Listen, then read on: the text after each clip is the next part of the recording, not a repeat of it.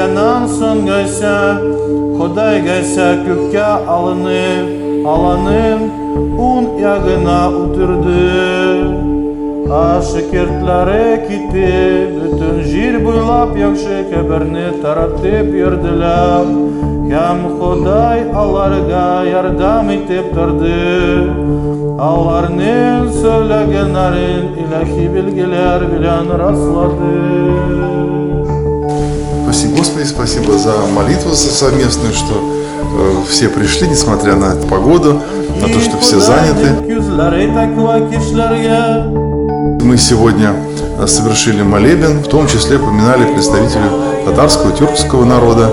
И что интересно, у каждого народа произошла встреча со Христом, потому что Евангелие было проповедано всей твари. Во время крещения тоже читается Евангелие о просвещении всего мира. Каждый народ из всех живущих на земле встретил Христа и встретился с проповедью Евангелия. И каждый народ разный дал ответ, по-разному сложилась история. Но так или иначе изменилась жизнь всех народностей, населявших землю в течение этих 2000 лет. И слово евангельское повлияло на жизнь практически каждого народа, даже на те, которые не приняли Евангелие. Но у тюркских народов это произошло особым образом. И в том числе, несмотря на трудные периоды, с очень древних времен сохранялась преемственность и сохранялась прослойка христиан. И этот ручеек то становился совсем тонким, незаметным, то расширялся. И разные были периоды. И надо отдать должное, что вот эта нить связи с апостольскими временами, с церковью никогда не прерывалась. Опять же, несмотря на самые разные времена. История христианства среди тюркских народов и татар, так что очень интересно. И в том числе меня очень удивила история с раскопками одного из тюркских ханов, Аспаруха, который был сыном Кубрата, и, по-видимому, вся семья их была крещенная. И личная печать его, обнаруженная в раскопках, имела форму креста, что является исторически достоверным свидетельством того, что этот человек был крещен. Мы не знаем о его имени много, но мы знаем, что он был из тех, кто стоял у истоков болгарской государственности. И через него это единство такое генетическое и культурное двух народов, болгар и казанских татар. Да, и что интересно, мы были свидетелями такого чуда, что на его могиле обретается сейчас храм, православная церковь.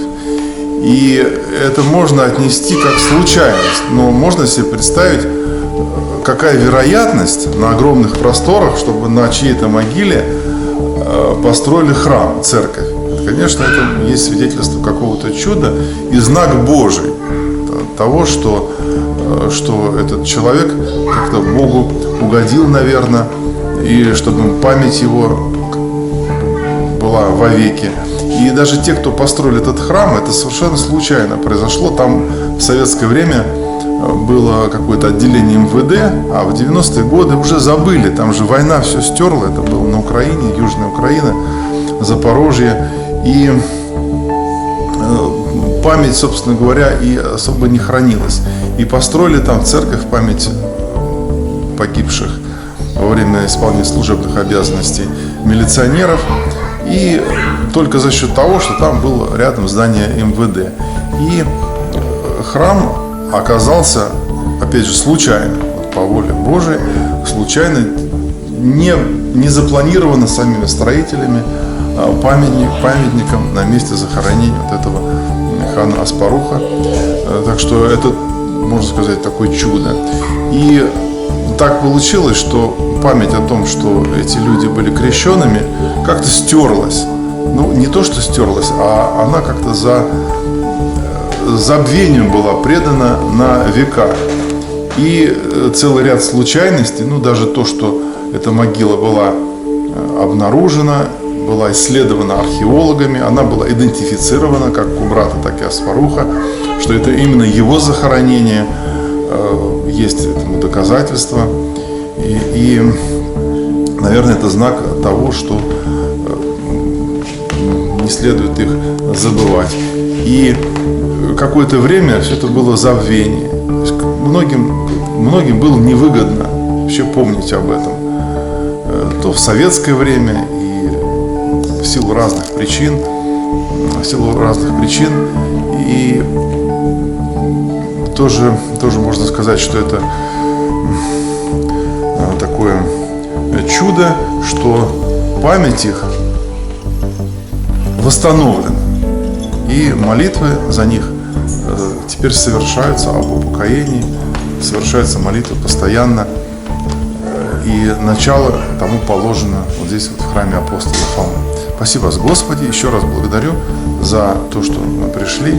Прошу по мере возможности, если вот вас приглашают, конечно, еще приходить, не пропускать эти службы, мероприятия, чтобы эта вот тонкая ниточка связи с поколениями не прерывалась. Можно себе представить, 1300 лет прошло после жизни Кубрата, Аспаруха, 1300 лет, и ни разу эта цепочка не прерывалась. И чтобы наше поколение тоже почувствовало эту ответственность, чтобы эта связь сохранилась, и мы ее передали другим поколениям. Спасибо вас, Господи, приглашаю всех на чаепитие.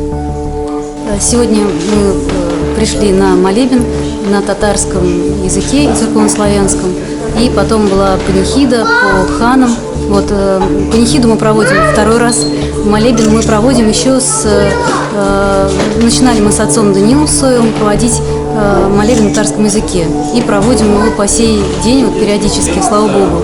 И все, мы как бы являемся такой точкой сбора крещенных татар, и этнически крещенных, и кто крестится вновь и вновь. И вот люди приходят с удовольствием на такие молебны, слава Богу, на Лагашкер. Анатолий Николаевич, скажите что-то.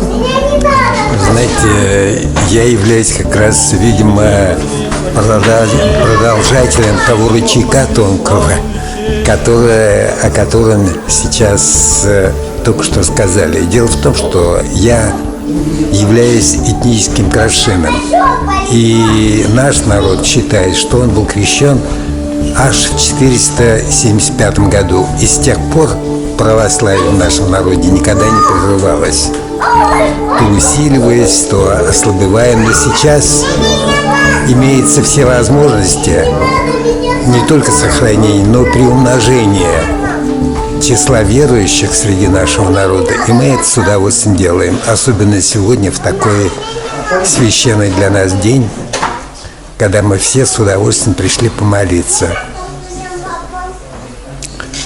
Видимо, в следующий раз нас будет гораздо больше, потому что еще не все осведомлены.